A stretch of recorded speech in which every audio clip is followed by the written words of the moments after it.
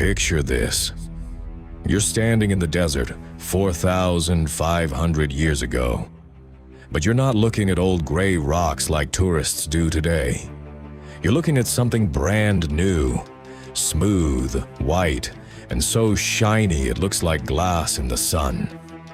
This is the Great Pyramid on the very day it was finished. And what you're about to see, no camera in history has ever captured until now.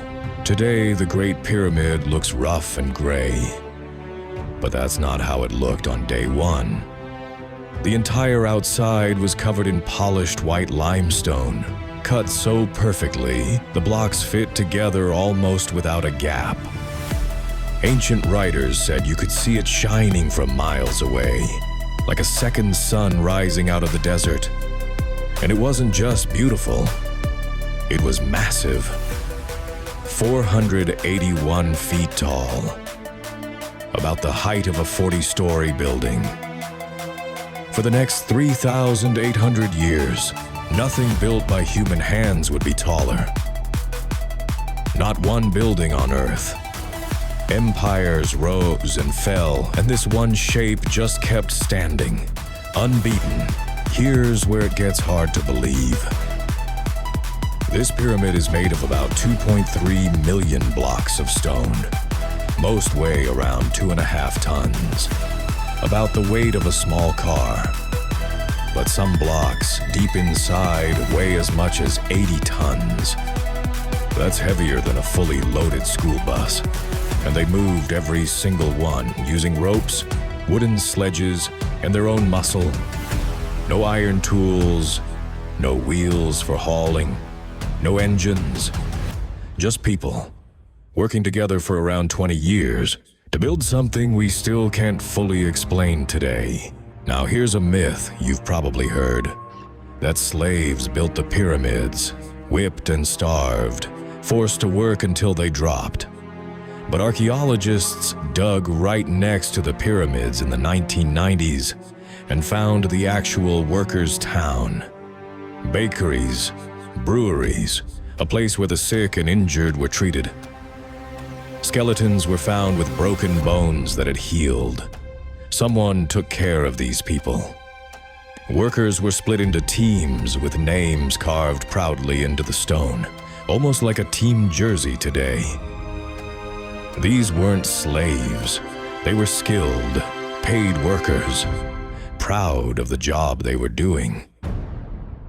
Building something meant to outlast every one of them. So how did they lift 80-ton blocks higher than a 40-story building with no cranes? Honestly, historians still argue about it. Some think long ramps wrapped around the pyramid.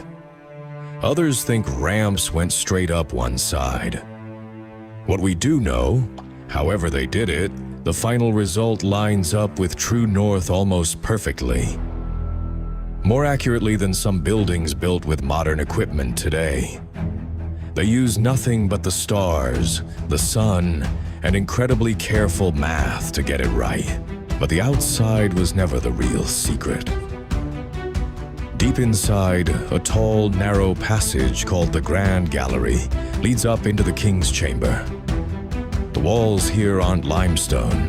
They're solid red granite, hauled from a quarry nearly 500 miles away. Inside sits a massive stone coffin called a sarcophagus. Here's the strange part. It's too big to fit through the doorway. That means it was placed inside the chamber before the walls and ceiling were even finished, like building a ship inside a bottle. And now, the moment this whole video is about.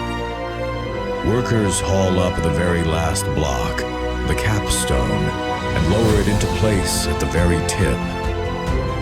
Many historians believe it was covered in shining metal, so this single point would catch the very first light of every sunrise in Egypt, before anything else in the whole country.